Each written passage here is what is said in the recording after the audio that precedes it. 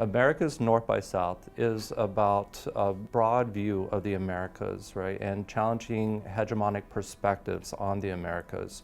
By North, we mean European, Western, US perspectives. By South, we're looking at non-European, non-Western, indigenous, Latin American perspectives. It's a play on the notion that there's this separation between the North and the South America.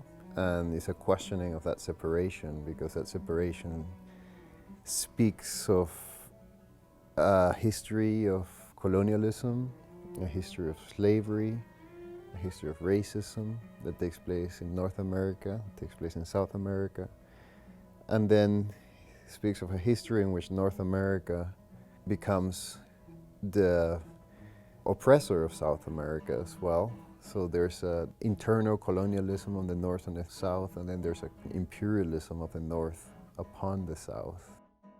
I think the kind of student who would benefit from the cluster and really enjoy the cluster is the kind of student who likes to learn things that just absolutely challenge that which they've been brought up with, right? So learning different things, for example, in the Texas public school system, you learn a certain kind of knowledge and information. When we come to Southwestern, right, the students think about these knowledges that they've obtained, but we also push them to think a little bit beyond that, right? So if we think about the civil rights movement, the majority of my students don't know that a Mexican-American civil rights movement ever existed.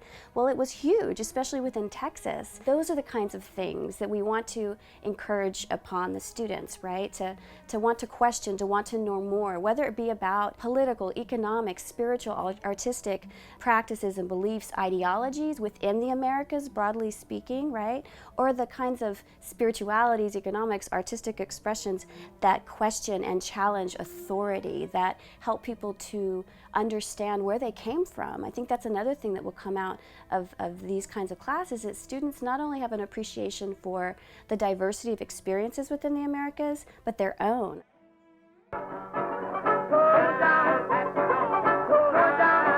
Music is something that all cultures in the Americas share, and it's something that we can use to understand what it means to be either North American, South American, African American, Latino American.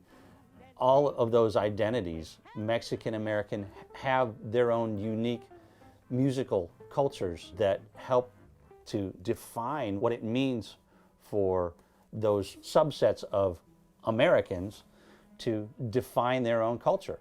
And music can also, as somebody who makes music and participates in music, we can explore other cultures and this idea of otherness through the music making process in a more profound way because of the immersive quality of music making.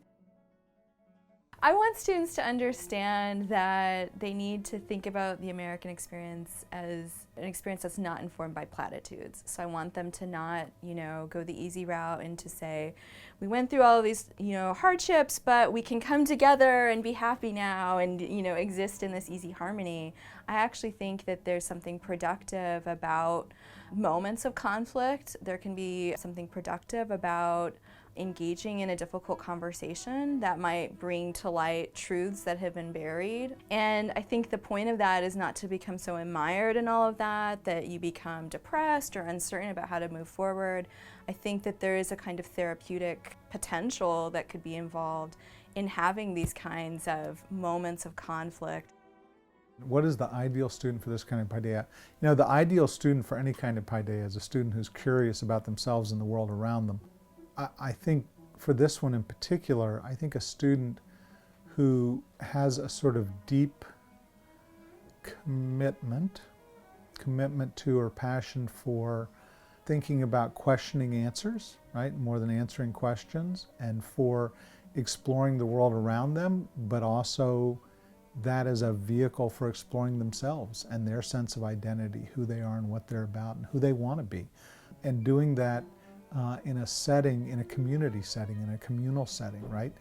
We don't often think about it this way, but it seems to me that our understandings of things, our sense of who we are, all those things are really embedded deeply in the people we're around, in the community we're with. And I think the opportunity to be in a group that has as its focal point exploring questions around identity and place and space and time and a set of things like that is really, it strikes me as a wonderful opportunity. So I think someone willing to take some risks, some chances with themselves and along with other people, and to think and to play.